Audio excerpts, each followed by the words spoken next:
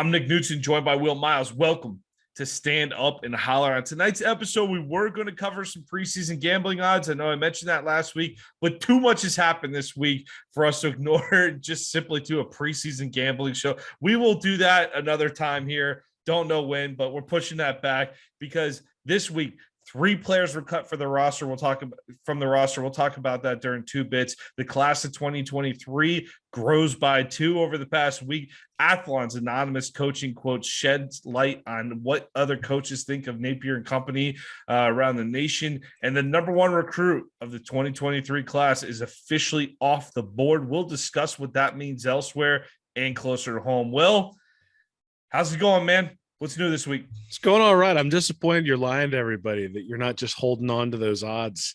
You know, that we moved the gambling show back so that you can be a degenerate gambler and get your money in. That's the real reason, not because there's all this stuff going on. But no, well, actually, I guess it'd probably be me, right? Because I live in the state where you can actually gamble legally. But about a 45-minute drive from the Hard Rock. Yeah, that's not too bad. That's good. 45 minutes. You can get there right after the show, man. No problem. Get over there, put a sawbuck on Florida going over 6.5. You're good to go. Yeah, there you go. There you go, man. All right, let's dive into 2 bits here. 3 players were cut this week, Will. And look, it's not a surprise to see this. We've talked about it all off season that these moves are going to have to be made at some point. It is still weird though in the era of NIL where it's just straight up. It's like cut. It's like the NFL almost, right? Where you got to get to the number of scholarships, and they're talking about there still might be some exceptions to be made. But in the meantime, Will, I got this from Jacob Rudner and Brett Diaguardi this week. Finley Graham, wide receiver, safety, Mordecai McDaniel, and defensive lineman Chris Thomas. They said the move is legal to cut, which allows a first-year head coach to not invite a scholarship athlete back to the team. The athlete may, however, be given the right to stay at the school on scholarship until they graduate with their degree. One source told these guys that the moves were not based on performance, but rather each player's individual buy-in and how they assimilated to head coach Billy Napier's desired culture for his program. Will, this is expected when any coach steps in. There's going to be some guys who are slower to move in a certain direction than the others. So you hear that all the time during the first year of an administration, really anything. Anytime there's turnover anywhere, you just got to be buy-in, and that's a big factor. So I got to say here, the one name, first off, Chris Thomas, you can't really sacrifice a lot on the defensive line right now. That's a bit of a surprising move. But the Mordecai McDaniel saw plenty of playing time, and this was a guy that you expected to contribute here in 2022. So I was very surprised to see that name. So must have been some personality conflicts behind the scene. That's a total guess. But from what the source is saying, that seems to be somewhat along the lines of what happened there, Will. But how do you feel about these moves? How do you feel about the players being cut? And can we expect any more? I mean, I think the Chris Thomas one is the one that surprises everybody, right? I mean, we've been talking all offseason about how defensive tackle is a weak spot. Right. How there's really not anybody there. How there's a limited number of guys at defensive tackle anyway on the roster, and that we were going to have to rely on guys like Chris McClellan and Jamari Lyons coming in to contribute at that particular spot as true freshmen. And that's going to be even more true with Chris Thomas out. Now, again, Thomas is a redshirt freshman, didn't play much at all last year. So it's not as though we're losing experience on the field. At the same time, you kind of expect guys maybe on the back end of the roster to be cut or let go, but you don't really expect the guy who was recruited as part of the 2021 class to be. As far as Graham and McDaniel, it makes a lot of sense. Because if you think about the guys who are in front of them, you got Kamar Wilcoxon, Rashad Torrance, and Trevez Johnson in that exact same signing class, that 2020 class. So McDaniel and Graham were going to be guys who were going to be fighting for playing time, if anything. Now, obviously, Graham was fighting for playing time to a point where they moved him to the offensive side of the ball. And then you got McDaniel, who, he got a lot of experience last year, but he also got torched in that Tennessee game, if you go watch that one. So, again, buy-in, I think, is one of the keys that you said there is, look, I mean, I don't blame a player who, with a new staff who comes in and decides, look, I'm going to take some time and see if this is really where I want to be and not necessarily get 100% bought in. But you also then can't blame the staff when they see a player who's sort of putting his toe in the water as opposed to jumping in full bore. And the opinion is, well, we want people who are going to jump in. And so, look, I mean, these guys are going to leave. They're going to catch on someplace else. The portal is there for them for this particular purpose. And so now, what the logistics are of being cut at this point, usually there's a timing in terms of your ability to catch on with a new program. I'm assuming that when you're cut by a first-year head coach, you probably can latch on anywhere and play immediately. That would be my guess. And so these guys are going to get picked up somewhere. They're going to play, but they're going to get to pick and choose who their next head coach is. And quite honestly, I think that's actually a legitimate thing to allow these players to do, right? Is they chose Dan Mullen. Dan Mullen was let go by the program. Billy Napier came in. And Billy Napier decided these weren't players that he wanted in his program for whatever reason. And so, they should go get to play someplace else. And that's just sort of the way it goes. We're not winning a national title in 2022, Billy Napier's first year. Lord knows the 5-star hunting is struggling a bit at the moment too, Will. But I think this year, if you look at this year, a major thing they need to get is the culture right. Get the culture right in the locker room. Make sure you nail that. Those are things you can control pretty easily. Get that right this year. Get it to where you want to be. Hopefully that helps little things. Look, we saw this team. This was a team last year that at times did not put forth the effort. It's not that you lost to South Carolina last year. It's that you were destroyed and embarrassed in the process. It was an embarrassment to the orange and blue that night. I'm not even talking about the score. It was the level of effort. So there was something off with this team last year. And sometimes it could be a few personalities. Now, I'm not pointing to these guys at all. I haven't heard anything specifically about these 3 players. So don't take it the way I'm saying that. But if these are the moves right now that Napier needs to make, not only to get the scholarships right, but if it's, if it is more about getting the culture right, like, good on him. Do what you got to do. I mean, it's also performance, right? I mean, you look at Thomas and you look at Graham and you look at McDaniel and go, what have they contributed over the last couple of years? And Thomas hasn't had a whole lot of time to contribute, but the other two have had an opportunity to push their way in and haven't been able to do that. So, look, we can say it's not performance based. Some of it may be grades, some of it may be attendance, some of it may be lack of buy-in or all those sorts of things. But at the end of the day, if these were 5-star guys they thought could help win, they'd be all about making sure that these guys were getting all the help they could in order to make sure that they could be successful players. These are guys who didn't really fit within what Billy Napier was going to try to do. And so why fight upstream for somebody who's not a difference maker? And like you said, he's not planning on winning a national championship. I don't think expectations for a national championship are reasonable for 2022. And so why deal with the headaches, of just the incongruence. Again, I don't think it's that they're bad kids. I don't think it's that Napier's a bad guy. I think that these guys committed to Dan Mullen, and Billy Napier was brought in specifically because he's very different than Dan Mullen. Yep. And so if these guys committed to Dan Mullen because they liked Dan Mullen and they liked his personality, very true. Shouldn't be a surprise that there are players who don't like Billy Napier or at least don't gravitate towards his personality.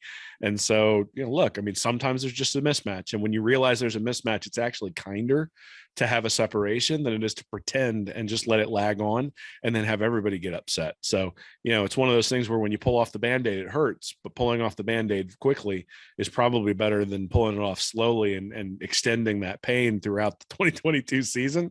So that's what happened here. We've known all along. I mean, we've been talking about this for months now, that they're over their scholarship limit, that they were going to have to reduce the number of guys on the roster and that there was going to be attrition.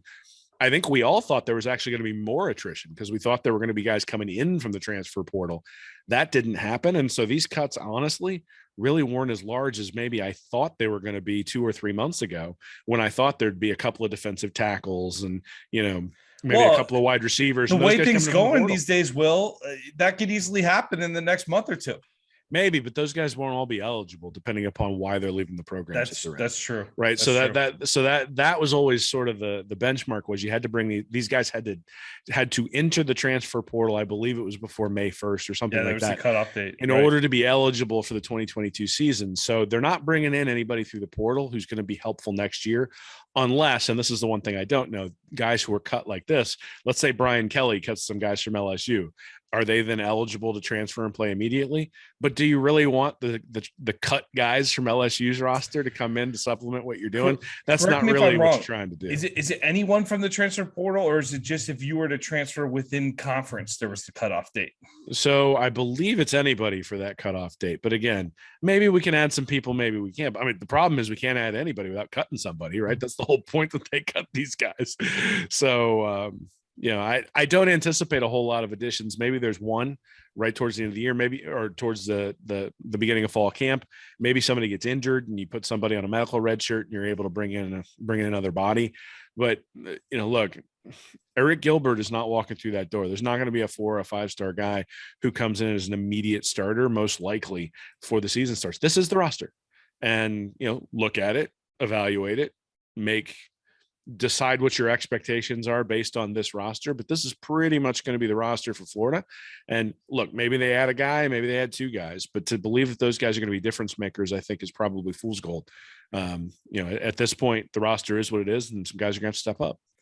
All right, we'll jump over to 4 bits now here. Tommy Kinsler commits Will, 6'6", 330 pounds. Seeing a pattern. Big fellas coming in along the offensive line here. NFL type size right out of high school. Coached by former Gator John Brantley at Ocala Trinity Christian. He had 19 other offers. He's number 85 overall offensive tackle recruit in the class of 2023, and the number 138th player in the state of Florida, according to 24/7 Sports. Will, another big body along the offensive front. Will.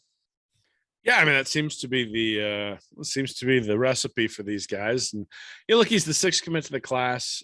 He adds to the 2023 class, like you mentioned, 6'6", from Ocala, so that circle around Gainesville we talked about, 865th ranked player nationally.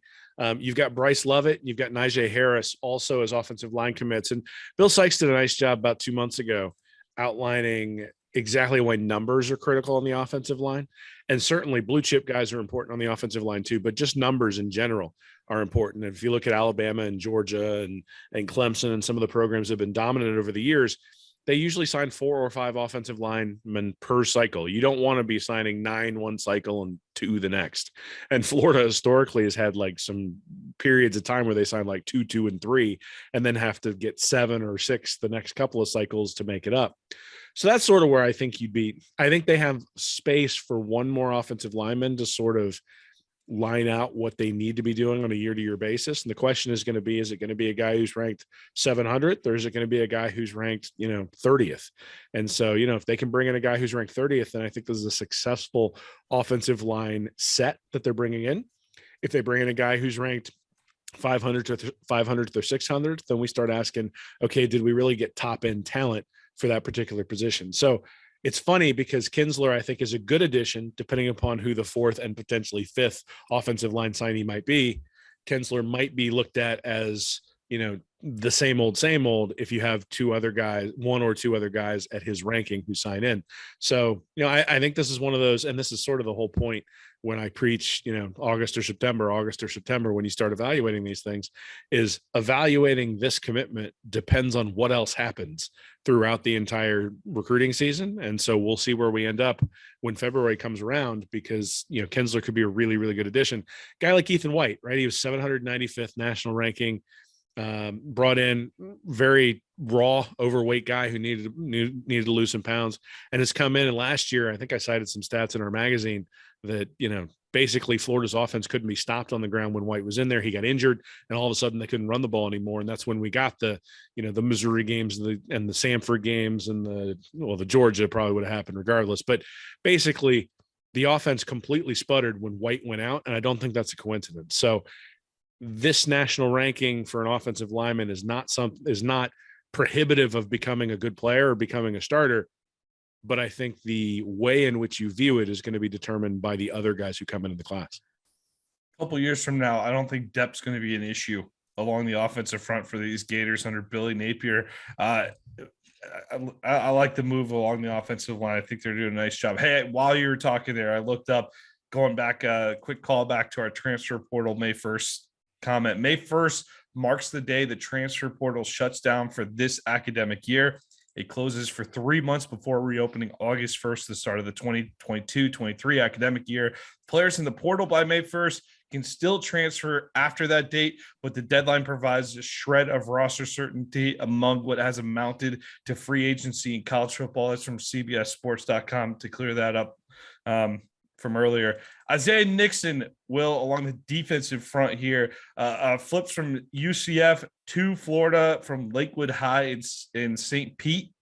He's an edge rusher, 6'4", 215.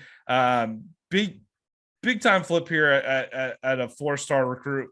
Andrew Ivins from 24/7 Sports said he's a lean edge defender that uses his elite short area quickness to redirect and make plays behind the line of scrimmage. He spent much of his junior season standing up, but also puts his hand in the dirt here and there. Doesn't take too long to get to work, as he uses an impressive burst to shoot into the backfield or get outside and run the arc. Plays with a nice forward lean and always seems to be in control of his body, a bit of a violent finisher that will latch onto a ball carrier and drag them to the ground. So, Will, super athletic guy off the edge here. Sounds like he needs to put a little weight on him before he gets into SEC play. So a bit of a developmental prospect, but at 6'4", with some serious quickness, it sounds like. Good pickup off the edge. Yeah, absolutely. I mean, whenever you can steal somebody from not just Central Florida, but Alabama and Auburn were on his list of offers as well. So, it's not as though he was sitting there going where he was deciding between Central Florida and UTEP or something like that. I mean, he was deciding between Central Florida and some big boys in the SEC, and Florida was one of those big boys in the SEC that was able to convince him to come there. I think, look, this is the highest ranked recruit in Napier's class so far. And, for all the commentary that I've had over the last couple of weeks about waiting and being patient, he's got to start delivering on these guys. And so this guy has, he's a 92.2 ranking on the 24/7 Sports ranking. That's kind of where you need to be overall to be like a top 5 class. So we need better players than him when it comes, or better ranked players than him when it comes to the overall recruiting class. But you can't keep bringing in guys who are ranked 0.88 and get to 0.92. So bringing in a guy at 0.92 makes a difference. And, there were only 4 guys on last year's recruiting class who were ranked higher than Nixon's. That was Kamari Wilson, Shamar James, Chris McClellan, and Trevor Etienne. And so this is a good player, right? I mean, this is somebody where if we'd have added him to the 2022 class, if he'd have been last year's class and had been added, we would have said that's a really solid pickup. Again, I think all of these pickups and all of these recruits are going to be framed through the lens of who else comes with them. And I think that's the case here too. Very solid pickup, somebody who could turn into a very significant contributor for Florida. At the same time, like you mentioned, needs to put weight on, developmental prospect. But, a guy like Zachary Carter was a little bit of a developmental prospect. You look at pictures of Carter when he was being recruited versus last year. I mean, he looked like a completely different human. Right? In fact, he looked like 2 of the Zachary Carter who was here when he was visiting to be a recruit. And so developmental prospect doesn't mean you won't be good. It just means you're not coming in day one and contributing. And it's not something, Florida's had some corners over the last few years. You think of CJ Henderson, you think of Kyrie Elam, guys who stepped on campus and before they've been draft eligible, we've all known those guys are draftable players. And thank goodness they have to stay here for 3 years because otherwise they'd be gone. And, this isn't a guy who's probably going to be like that. At the same time, these are guys you need in order to build your program. Yeah, not hard to put on weight during college, right, Will? I think I think it's not hard. It's not hard to put on weight at any time after college either. I think we could be the poster boy. We could be the poster boys for that one right there. I gotta be honest. If they need somebody to put weight on, I think you and I will be able to fulfill that consulting role. We'll coach them up. All right, 6 bits. Anonymous coaches give quotes on Napier at UF. We'll go one by one here. Nick Costco from 24/7 Sports reported on it, but this is from the Athlon preseason magazine. Just really a lot of positivity toward Napier and the program overall, but slow those expectations down was kind of a central message here. That is pretty consistent. We'll go quote by quote and get your reaction, Will. All right, the first quote. Billy Napier was a great hire for these guys, but when you dig in and start looking at his history, it clashes with what we expect Florida to look like and maybe with what their fans demand. One anonymous coach said, Billy and offensive coordinator Rob Sale didn't win on spread tempo at Louisiana. Look at the tape. They're going to come in and get big and mean and try to run first. They're creative and modern, but it's built on some really old school stuff. How will that play when everyone wants Steve Spurrier? It's a good question, a good observation, because that was one thing with Will Muschamp. Hey, 2012, we were all like, all right, we're listening to the sales pitch. We're getting big. We're running the ball. You remember Matt Jones running the ball in 2012? Will, it was when you're winning, it's an okay style to sell at Florida, but when you start dropping a few games here and there, I think the whole legacy with Spurrier's shadow gets awfully big when you start dropping games, and the offense is not what we're used to seeing. Well, I mean, so it was Gillisley in 2012, right? Who was the guy running over Florida State. But beyond that, the reality is Will Muschamp didn't get fired because he liked to run the ball. Will Muschamp got fired because he only liked to run the ball. And Right.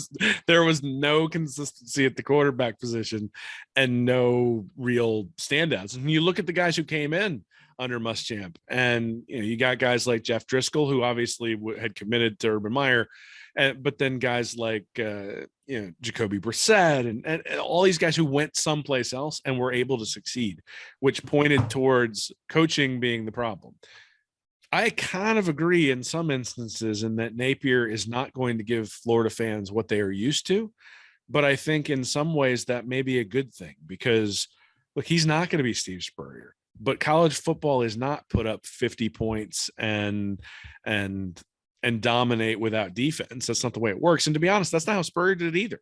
I mean, you look at Spurrier, he won SEC championships with good defenses and offenses that could light up the scoreboard. He won national championships with Bob Stoops as his defensive coordinator. And so, look, I mean, I have zero problem. In fact, that 2006 season might be one of my favorite seasons. And that was not an elite offensive team for Florida. No. Doesn't matter. Bring home the flag, bring home the trophy, put on the rings. Nobody cares. So that's how he's going to be gauged. I mean, look, Billy Napier is going to be gauged on two things. Does he bring in elite talent so that we know we can win on a year-to-year basis? And does he actually compete on a year-to-year basis with all of the rivals? And that's how he's going to be evaluated. Beat Georgia 3-0, 35-0, 300-0. If you're winning, I don't care. Fine. Beat Georgia. As long as you win, it doesn't matter the style you play. It's but I don't even think it matters. So Spurrier, if he'd have put up 40 points a game and Florida was 7-5, I mean, they might not have run him out of town, but he wouldn't have lasted for 11 or 12 years, right? I mean, at the end of the day, in fact, you could even hear it, right? The last few years he was there, one of the reasons he left for Washington is because the pressure to win had become substantial. Now, he had started that pressure. He was the one who sort of established that as the expectation. But, people started to grumble about, as head ball coach lost a little bit. We forget that now. But one of the reasons he left is because of the crucible that Gainesville was. So let's be honest. It's a crucible regardless of whether you're Steve Spurrier, Urban Meyer, Dan Mullen, Will Muschamp, Jim McElwain. Now, some of them handle it better than others. And Spurrier is certainly somebody who has maintained his love for the program, even if there were some things in that time that sort of wore on him.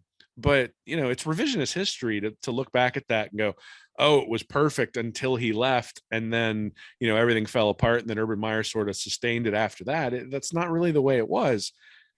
That doesn't mean that Florida's program was bad in those last few years, but there were less SEC championships and Spurrier heard about it. And so, look, the reality is the expectation at Florida, in my mind, is not some high-flying offense. The expectation at Florida is that you win the SEC championship. And they haven't won the SEC championship since 2008. And that's why people are antsy, because it's been 14 years. And so if you win an SEC championship in year 15 or year 16, people are going to hail Billy Napier as the best thing out there. And if you end up getting blitzed by Louisville in the Sugar Bowl after you barely miss out on some stuff, but you had like 7 turnovers against Georgia in a game you should have won, and then everything falls apart the year after, well, we'll be searching for a new coach. So that's sort of the way it is in Gainesville. It's the expectation. And, I don't care. Just win. Well, hey, I saw you tweeting about it today, Will. Those 2 decades, the 90s and the 2000s there, that might be the amount of success we had in those 2 decades has been a calling card for this school. And maybe one of the reasons why this last decade we've been slow to adapt and change. And by the way, apologies to Mike Gillisley on that 2012 thing. I remember seeing Matt Jones come in though in 2012 and thinking that dude doesn't look like running backs we've had here in a while. So maybe that's why I had Matt Jones on the mind for 2012. He looked like those Alabama running backs with Saban coming in. Different style, but like you said, hey, if it wins, that's going to be good enough for Florida fans. I'll say that too.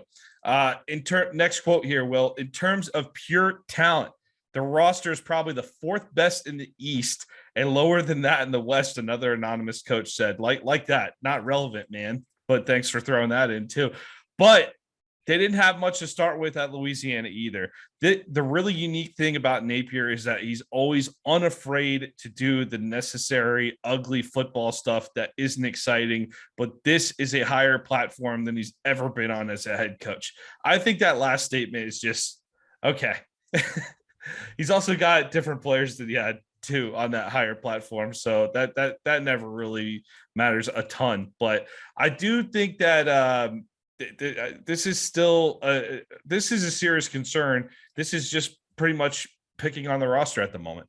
But I think fourth best in the East, that's a little strong. I think that's a little strong on the negative side.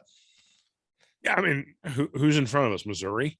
Yeah, I mean, this Tennessee? guy must be really excited about Tennessee this year. Like, I mean, he might be excited about Tennessee, but they're not at the same level from a talent perspective. And hey, maybe if they win 2 in a row at some point, we can start talking about them as a serious threat.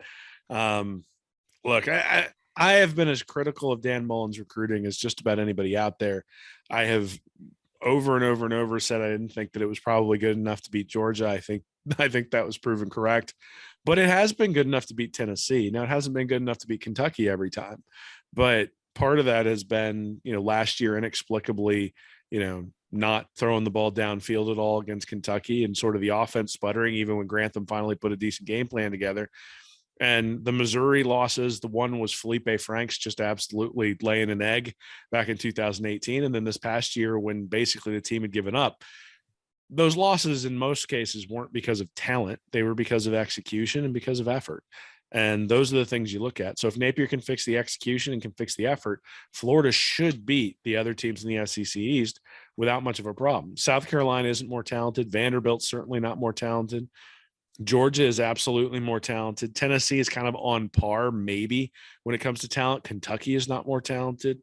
Look, I just, you go down the list of all the teams in the SECs, there are not 3 in front of Florida. I don't care what you say. So look, if Napier loses, it's because of execution and effort. It's not because of talent. Yeah, there's been some turnover, but he might have the most talented quarterback in the SEC, and that covers up a multitude of sins. And so we'll see what he can do with him. Right. But it's not going to be because of talent if Florida's losing to sort of the middle road SEC East teams. These 2 quotes tell me that the external perception around Billy Napier in Florida, if we come out and beat Utah and Kentucky, is going to be, there's going to be a lot of excitement, I think, from a national media perspective, because it doesn't seem like many people are expecting much outside of Gator Nation here, Will. No, I mean, look, I think there aren't any excuses to go out there and lose to Kentucky when you're Florida. There aren't any excuses to go lose to South Carolina when you're Florida. I got one. They're the second best roster in the SEC East, right? No. No excuses, man. Like, look, if you lose, maybe it's because you went out there and got beat physically. Maybe it's because your guys didn't know the scheme. Maybe it's because you haven't been communicating well enough. Maybe it's because you can't get lined up. All those things we criticized Grantham for on the defensive side of the ball, and quite honestly started criticizing Mullen for. But look, at the end of the day, these are the teams you have to beat. Like, we're eventually going to say you got to beat Georgia, but we aren't saying that year one.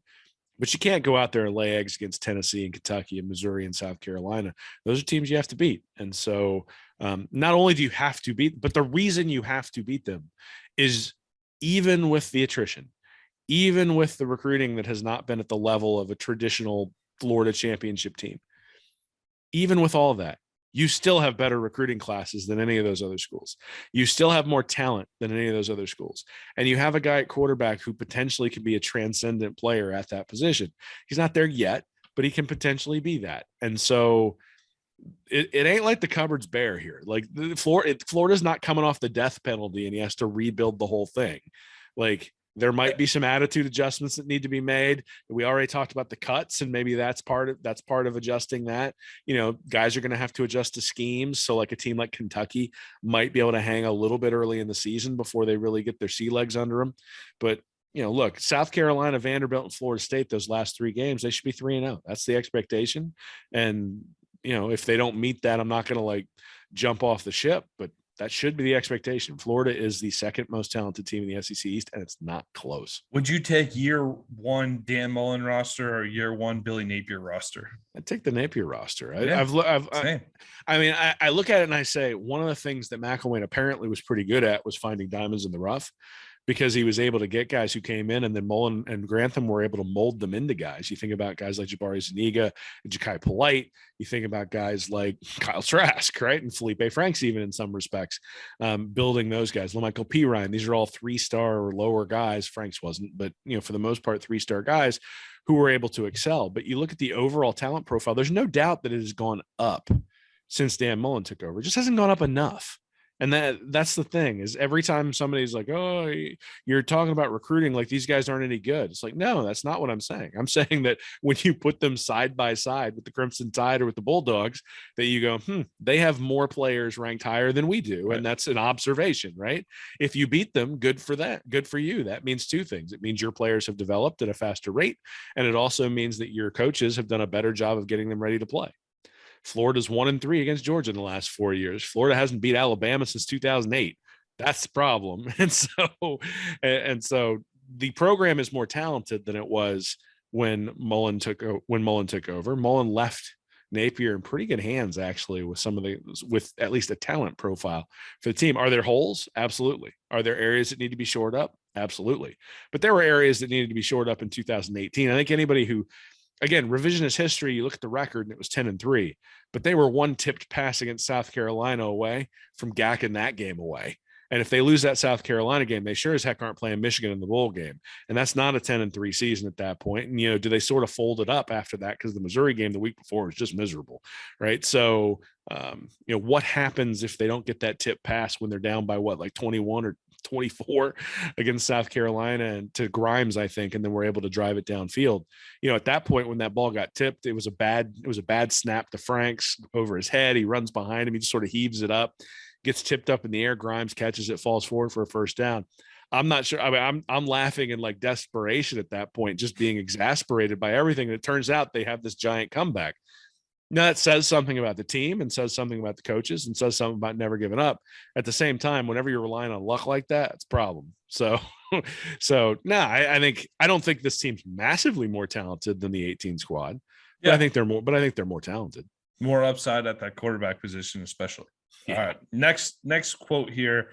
They're going to need a deep group at running back, and they're going to need a better, different level of play along the offensive line for what they want to do. Pretty standard, pretty in line with what we're hearing also from these other quotes. So this is pretty connected to the first one, I think. I got nothing to add there. Yeah, they're going to need running back play. And the offensive line better block well for that. Yeah. Not exactly shedding great light on that one. All right. On defense, it's less about personnel and more about a culture change, another anonymous coach said. They never lacked for talented guys with Todd Grantham. It was just that scheme ended up hurting them more than the execution. Yeah. Yeah. Grantham was suboptimal, I think is the read between the lines on that one. Oh man, yeah. Just watch any episode from last fall. Go back. It's out here. We covered it pretty well. All right. Final quote. No one thinks they're going to suddenly right the ship and close that gap with Georgia. A final anonymous coach said, "You should look for more of a more settled quarterback position, better turnover ratio, and winning ugly at first." Again, Will, it's even like last year. Some of those games could have gone our way last year too. We're in that LSU. We got back in that LSU game, that Kentucky game. too many mistakes hurt us in a couple of those key games. And you wonder, you talk about the effect if they had lost to South Carolina in 2018, if that's a different ending to that season. You wonder how much that middle stretch of games bled into the post-Georgia nightmare that unfolded that cost Dan Mullen his job essentially. And I'll tell you, I mean, even Missouri was a close loss last year. So it's not like this team outside of South Carolina, they didn't, in terms of games they were absolutely supposed to win, they didn't go out and lay a ton of eggs last year. They were in a lot of games last year.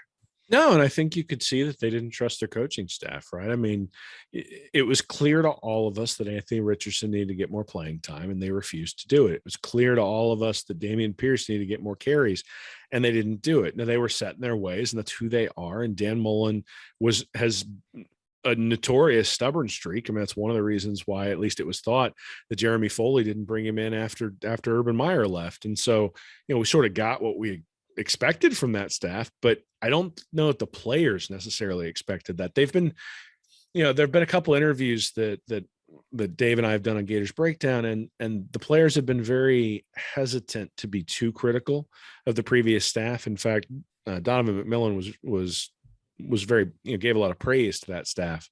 At the same time, you could read between the lines in terms of what they were saying, in terms of they knew who should be out there and they weren't always out there. And so you look at like that LSU game last year where Richardson just lights it up and you still lose. I mean, that was one of those where if you didn't start him against Georgia, you were going to lose the locker room, but it was also unfair to start him against Georgia. Right.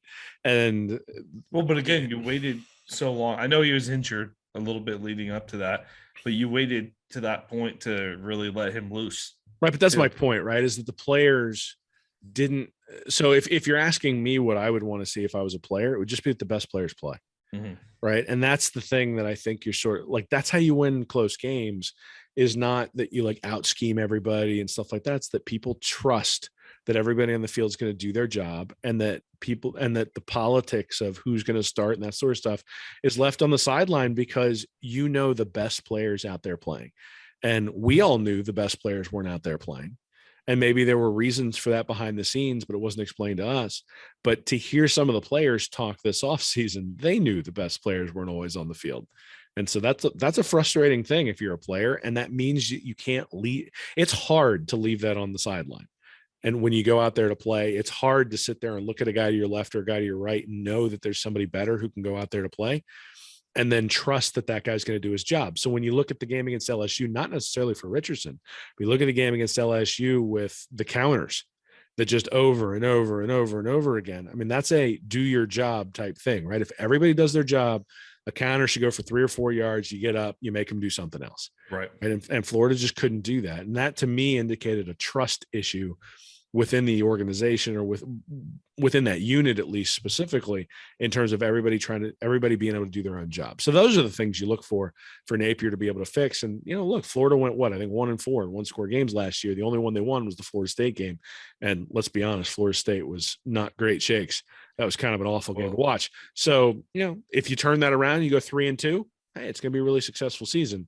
Hopefully we don't have 5 one-score games, because those are sort of 50-50 coin tosses. But if they do, I think Napier's got a pretty good track record in those one-score games. He has an excellent track record in one-score games. Just don't get too excited about it, because it is a little bit of fool's gold. Like a 21-20 win is great because you're 1-0, but it's not the same as winning 41-0. And just, you got to make sure you take that into account.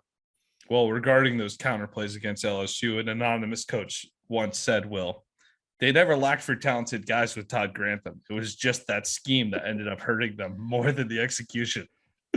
So there was somebody who should have been executed. That's for sure. Get that Brian Kelly delivery with the John McKay joke. I like it. All right, let's move on here to $1. Arch Manning commits to Texas. Just a straight up Twitter post today with him in a Texas shirt dropping back for a pass. Apparently, this is his first tweet too, Will. That's an interesting way to go about it for your recruitment prospect or recruiting process there. This is huge. This is huge news. I think you look at Texas and you think, oh, well, the NIL era, right? Texas is right up there with anyone. Of course, they're going to be in the mix for these guys. I also found it interesting. I believe it was 24/7 Sports. They've had 3 ever prospects that have rated out at a 1.0. Vince Young, Quinn Ewers, and Arch Manning, all Longhorns. Kind of unbelievable there. Quinn Ewers, of course, already in the fold at Texas, just came there this year after skipping that senior year of high school to go to Ohio State and allegedly make $1 million to sit as about the third or fourth string quarterback in that room for a season. So interesting choice with Texas. And you're seeing a little shift from the Alabama-Georgia race that initially everybody thought it was going to be. Of course, Georgia was in the mix. My initial reaction here, Will, was thank God it's not Georgia. I couldn't take the Manning hype or with that Georgia logo on it for a few years. That would be pretty rough. So I'm glad it's not Georgia. But you look at the quarterback. If you're a quarterback, and we pointed this out fairly, I know we like to joke about Kirby Smart and rip on the Georgia and everything. They had a great year, and that defense, all-time legendary defense, paid off for a national title. But he did it with a walk-on. Despite having multiple big-time quarterbacks commit to that program, he's still doing it with a walk-on. If you're Arch Manning, you definitely want to go to the school where the guy that's worked with Tua, Mac Jones, Matt Leinart, Carson Palmer. Sark has the type of resume that if you're a quarterback is an absolute dream. And that's why they got arguably two of the better quarterbacks in the nation coming in there for 2023, Will. So big haul by Sark. And it looks like the Longhorns are going to be sitting pretty heading into the SEC in 2025. Yeah, I'm really curious how this one works out. I understand. I read a lot today about people saying that even if his name wasn't Manning, he'd be the number one recruit overall and things like that. And I'm not buying that. I look at his stats, 61.8% completion this past season, 7.4 yards per attempt. That's not great. And, maybe he did better the year before, 66.4%. So yeah, the year before, 8.7 yards per attempt. Then 65.5, 8.2 yards per attempt. You know who completed 70% of his passes with an 8.9 yard per attempt average in high school his senior year? Luke Del Rio.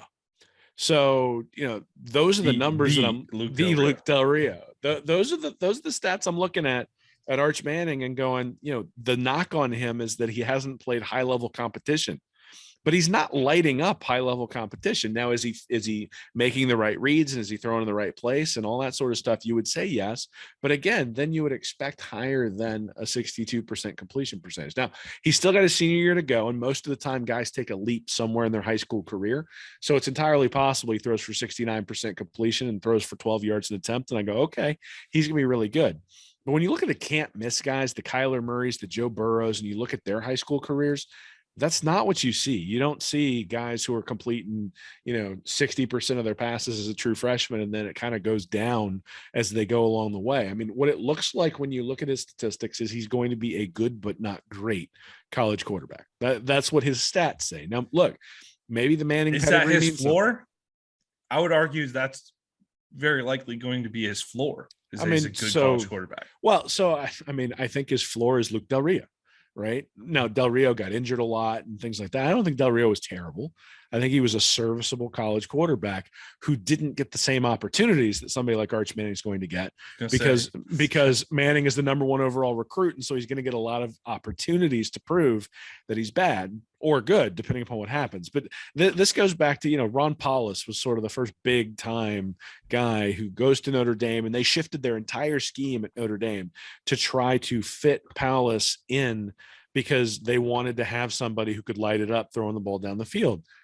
And if you looked at his high school statistics, you went, a lot of yards, but a lot of empty calories. And it's funny, I made fun of you because you've got Will Rogers winning the Heisman in the dark horse pick in the preview magazine. No, Caleb Williams was my actual pick. I'll say it again, just to clarify, it's a dark horse. But the point is that Will Rogers gets a lot of empty calories. He throws for 5,000 yards, but he throws for 6.4 yards per attempt.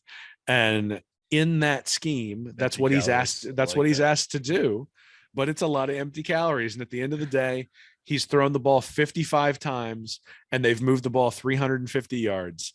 it through the air. And yeah, they get a few first downs, but there's no explosive plays and there's nothing that's really generating points.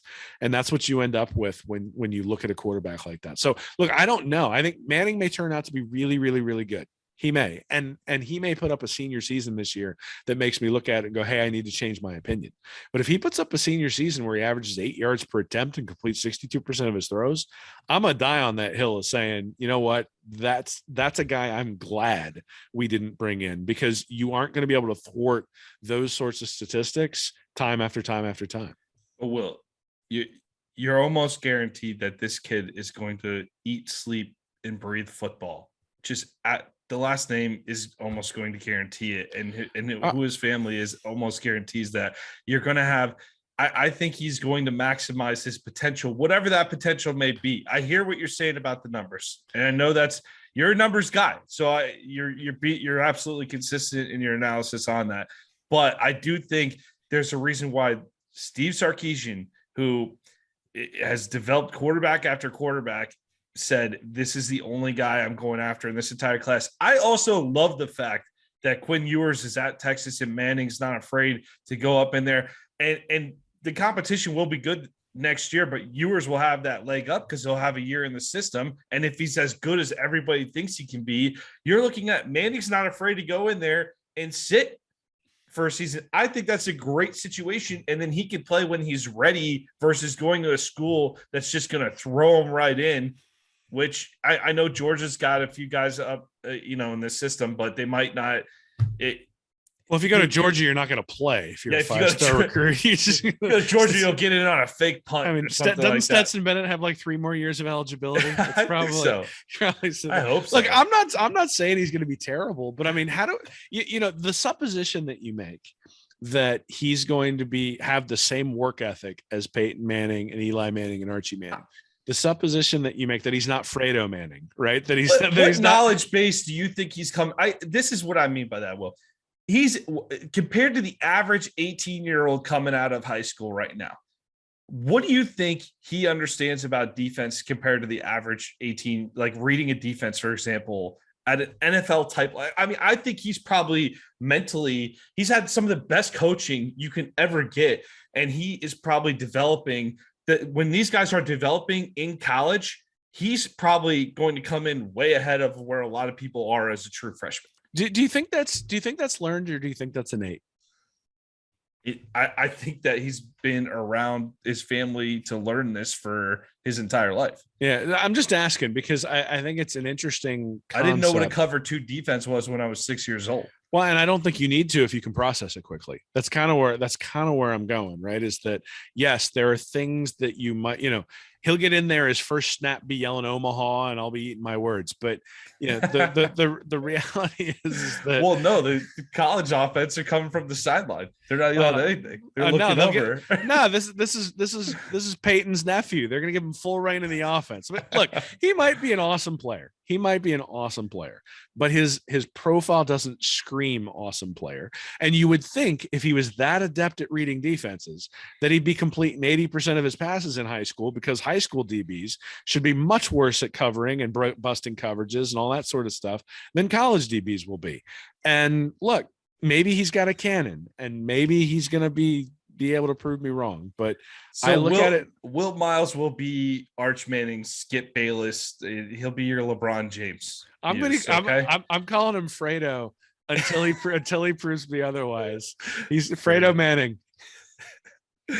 Fredo Manning. All right. Well, I'm not down with this take, but I wouldn't mind it if it busted out. That'd probably be good for the Gators to join the SEC. I'm fine with that, but I think that's a great get by Sark. And big win on the recruiting trail there for Texas. And why are we talking about Texas on a Florida show? Because, Will, there are things going on in Gator Nation right now on said recruiting trail that are quite frustrating. We saw it's been another difficult week. I mean, I know we talked about Nixon. We talked about Kinsler. Nice pickups for sure. But in terms of the big game hunting that we talked about when Billy Napier came in here, whew, Tony Mitchell releases the top 4. Florida's not in it. You see a few other guys. Baxter, after Manning goes to Texas, Baxter gets crystal ball to Texas. Peyton Kirkland out of Orlando getting crystal ball to Michigan State. A couple of things going on out there, Will, right now.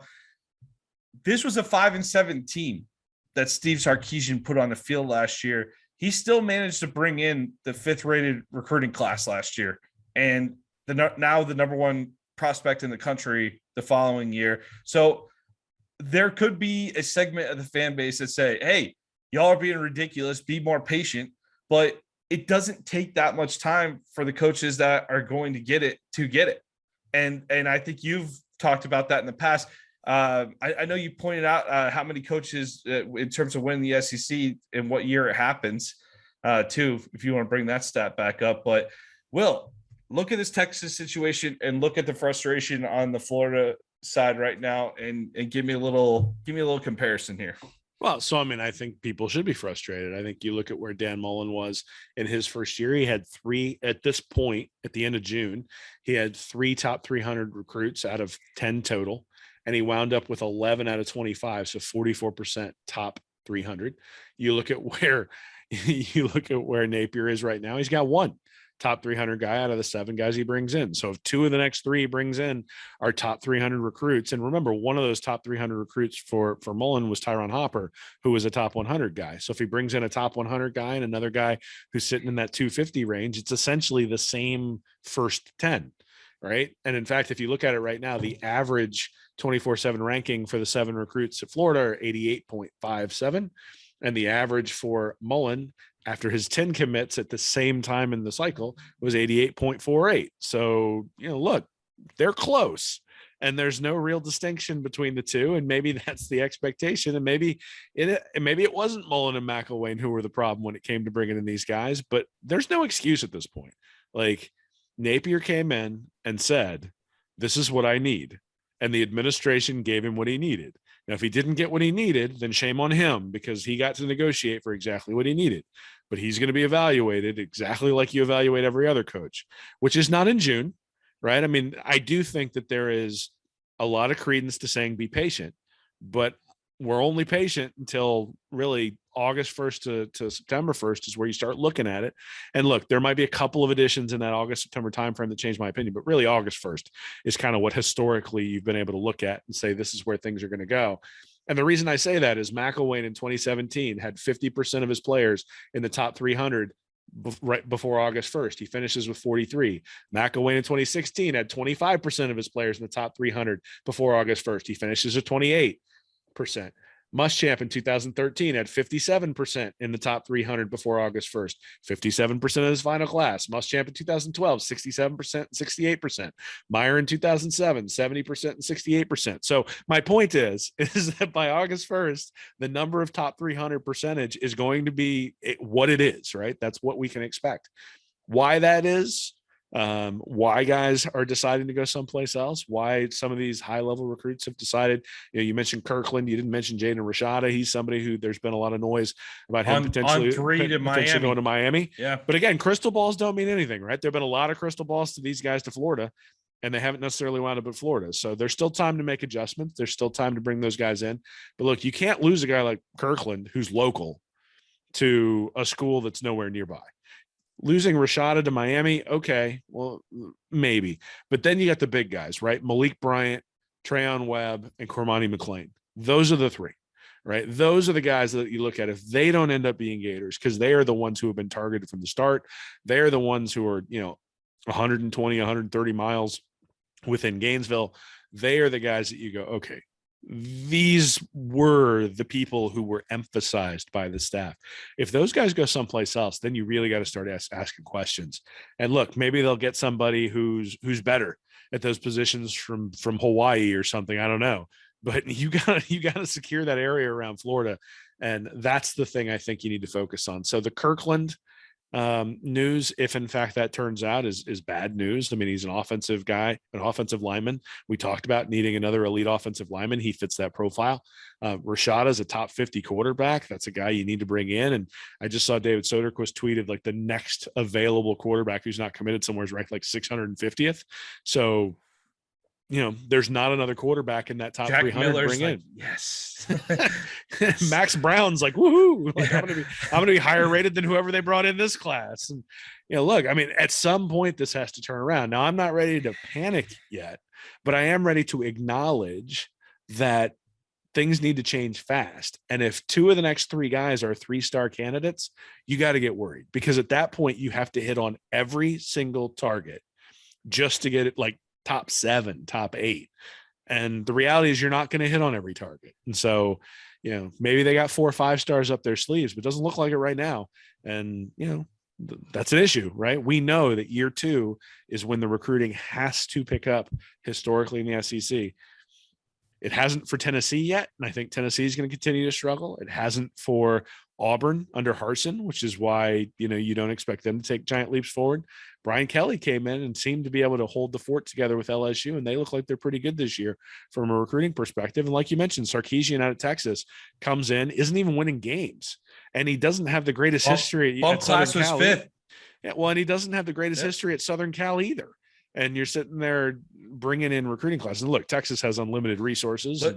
Let me say this. Let me interject real quick. Sam Kahn Jr. from the Athletics. Sarkisian sold Manning on his long-term vision. Sarkisian's first full recruiting class at Texas ranked 5th nationally. It heavily addressed an area of major need in the offensive line, with the Longhorns signing 7 at the position. They also signed 8 defensive linemen, a nod to Sarkisian's preparation for Texas's move to SEC football in 2025 or sooner, it says.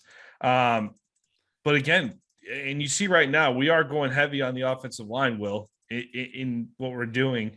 But it looks like now that Manning's on board, we could all point to Sark and be like, wow, he really laid that all out. But really, he was all in on Manning from the beginning. And I think you got to look at what we're building right now. If we land, we still got plenty of guys out there. I don't think we're pressing the panic button quite yet. You've talked about it. We talked about it last week, went on that little rant last week about that. But there's plenty of talent around in the state of Florida still. But it is starting to dwindle a little bit. And we are starting to get, like, Steve Sarkisian's out here selling a long-term vision while losing to Kansas to a Manning last year. 5-7, not bowl eligible for Texas last year. On-field play doesn't seem to matter that much toward recruiting if you have that right vision. Will, what are recruits? What's holding us back right now, do you believe, in the recruiting space? Money. I mean, that's simple. We're just going with the NIL route. I mean, I think that's some of it. I think some of it is that look, sellers sell, and part of it now for Napier is he's got to sell the fan base. Right? Like, you came in and the fan base was completely behind you. You announced every coach that you brought in day after day after day after day with a constant drumbeat. And then on the recruiting front, it's just been crickets. Right? And at some point that drumbeat has to start to hit for recruits in order for fans to start to sort of go, okay, this isn't the same old, same old. But yeah, I think NIL makes a huge difference. I think that, Darren Heitner today tweeted about the NCAA be not enforcing its rules for giving NIL deals to kids for direct inducements. But the reality is that's an unfair restriction of trade. And so they're going to lose a lawsuit when someone brings it, and probably get significant damages if they go in and tell a kid that he can't take money for going to play at the University of Georgia or University of Florida or anywhere else. And so what you're left with is a situation where the rules are unenforceable by the NCAA, and you got to make a choice. And the choice is you either break that rule knowing they're not going to come after you, or you fall behind. And, what Florida chooses to do, I think, is going to play a large role in how they're able to recruit. Now, I can't tell them what they're supposed to do. I think there's value to being a school and being an organization that acts ethically and acts within the rules. But you're in the freaking SEC, and no one follows the rules in the SEC. And so, the idea, look, I don't think the program was squeaky clean under Urban Meyer. I don't think the program's been squeaky clean the last few years. I just think they've maybe been more squeaky clean than some of the other ones. In fact, we know it wasn't squeaky clean under Mullen, because Mullen had a show cause for going out and bumping into recruits out in Washington State or something like that. So Yeah, there's one reason why I couldn't be a college football coach. I don't want to feel like I'm dirty every time I'm going out trying to convince somebody to come play for me. But to But believe that money isn't playing a role here, I think is being naive. The rules are in place where the collectives as set up follow the rules, especially at Florida. I think they're following the rules, but I don't think those rules are enforceable, and so you're at a disadvantage. do you feel like this trend, you can attribute it back to it feels like there's been a noticeable trend since Napier made the comments publicly that we're not going to get an NIL bidding wars? Well, I mean, if that we talked about it, and that's a problem because or it's an opportunity depending. And look, maybe there's a way to build a program in a different way where you let everybody bid all their money away this year and go in and scoop them up next year, right? But that's not historically how programs have won, right? Programs historically have recruited heavily in year two to build up into what they're building into. Am I open to the possibility that things might be a little bit different in the NIL era? I'm open to it, but I still know what you need to have on the field to win. And while I don't believe that showing it on the field makes a difference in that first year, because all the guys who end up committing to your school, for the most part, the level of those players, like I said, by August 1st, you know what kind of level of player you're going to get. And you haven't shown anything on the field yet because you haven't had a game. And so, sellers sell, recruiters recruit. And, the expectation of Napier was he was going to be a recruiter, that he was going to be different. He came in talking about it being a talent acquisition business. Well, look, I'm not ready to throw him out of town, but by August or September, we're going to know whether he can actually fulfill his promise of being in the talent acquisition business. And whether that's because of NIL or whether it's facilities or whether it's, George is being mean or whatever it is, does not matter. You were getting paid a boatload of money to be in the talent acquisition business, and you have to acquire some talent. And whatever it takes to do that, like if Florida's not prepared to do what they need to do on the NIL, shame on you. You're the head coach who is in charge of the program and needs to make sure they're prepared to do that. And if you don't want to get in bidding wars, that's great. But I'm happy for you. You saved a couple of bucks. But this is not the Florida program is not a Ford Pinto, right? The Florida program is supposed to be a sports car, and you got to treat it that way. Do you think it's a misconception that every single recruiting battle is coming down to NIL and recruiting, like just absolute bidding wars on all these guys? Because I'll tell you this, Texas is capable of writing Arch Manning the biggest check out there, and I'm sure they got him set up with something pretty nice out in Austin there. However, I also think he probably cares more that he's getting tutored and developed to go to the next level, because that's ultimately his goal. I don't think the Manning family's hurting for money and that he's out there going, well, Arizona State's going to offer me this much, so I'm going to take. I think he's going to go to the best situation for Arch Manning, regardless of what the NIL. A little bit. I mean, so there's a couple things there. One is that Cooper Manning was a wide receiver who then got injured or was diagnosed with something that ended his career. So it's not as though Cooper is someone who's like rolling in the cash. I'm sure he's successful, but I don't give my brother money. Like I'm not handing $1 million over if to my you brother. had 400 mil, you're not slipping your brother something. Like, if you're not worth $500 million, you're not slipping your brother a nice boat for Christmas or something. I'd pay him something to be my butler or something like that. But he's gonna have to. He's got to earn that money, buddy. Yeah, I think Coop's probably doing okay. I think I've seen him in a commercial or two. I think he's doing all right. I get what you're saying, and yes, I think in certain circumstances that's true, right? Yeah. And I think it's convenient to blame the money when things don't go your way. Except for it's kind of like when you go to an auction and you get nothing, and you blame the other people for bidding more than you. It's like, well, you went to the auction. Like if you wanted to buy something at a specific price and be cheap, then you had to go someplace where the actual, price was on the thing so that you knew what you were going to pay for it before you walked in. Look, this is an auction at this point, and the auction is not just money. There's all the other stuff associated with it too. But here's the deal. And I think I can't blame a kid for this. If there's a $2 million deal on the table and somebody comes in and offers you 1.2, you're kind of an idiot if you turn down an extra, 800 grand. No, or but something. if it's 1.2 and your family's fine and there's different, now it depends on your situation. I think there are absolutely guys out there who I are don't going know, for the buddy. biggest number. I But don't know. I do think there are guys who are more focused on what their future. If you're talking about high level, the guys who are commanding $2 million, you got to think they're thinking about what's best for me to get to the NFL. I think it's for these top level recruits. I think at some point it gets a little lazy to just blame NIL and NIL money. And Florida's out there. I know we're out there trying. We're in the hunt on some of these guys, but I know some of these top guys. It seems like we're coming up short on something. And I know NIL is the new thing and the easy thing to blame, but I don't think Arch Manning was out there going 1.2 versus 2 million. I think Arch Manning was more like, hey, look at all the quarterbacks Steve Sarkisian's developed and probably saying that's best for me. This actually reminds me of the argument a lot of people used to make when Mullen was bringing in substandard recruiting classes. They're like, well, he's a better developer. And that just assumes that Kirby Smart and Dabo Swinney and Nick Saban aren't developing their players at all. Right? Like, you got to be a damn good developer to end up developing guys better than those guys. Right? It's not as though Nick Saban is a slouch when it comes to being a coach. So if he starts with better players, well, then he's going to end up with a better program at every position on the field, not just quarterback, right? All that stuff, right?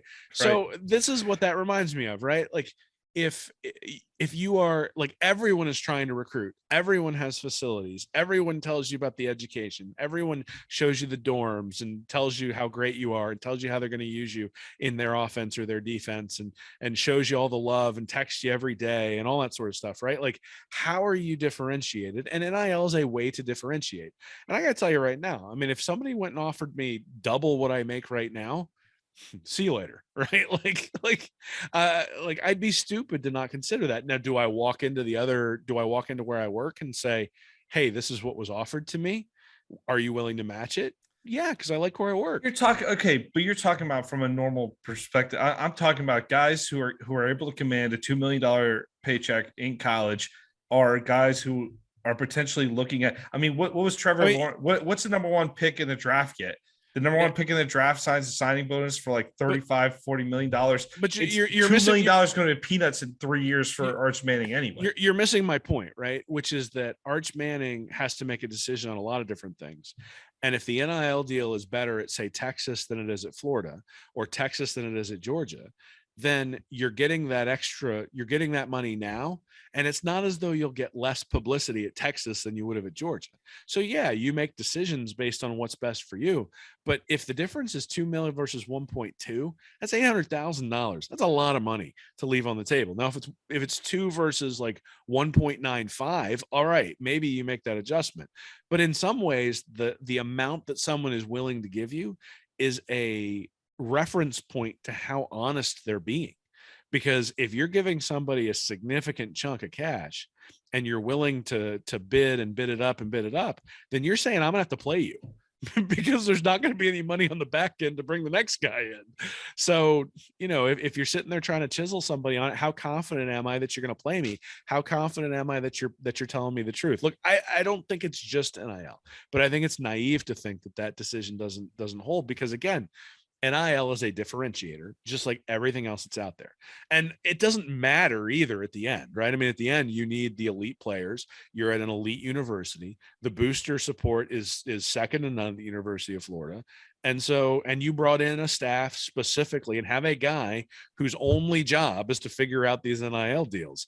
And so I don't know what to say. I mean, irrespective of the reason, it hasn't happened yet. Now, maybe it will, but look, if we look up in September and October and it still hasn't happened, I think you got to say this is a planning and a program issue, not just it wasn't just a Dan Mullen issue. And that, that's where we are headed. We're not there yet, but that's where we're headed.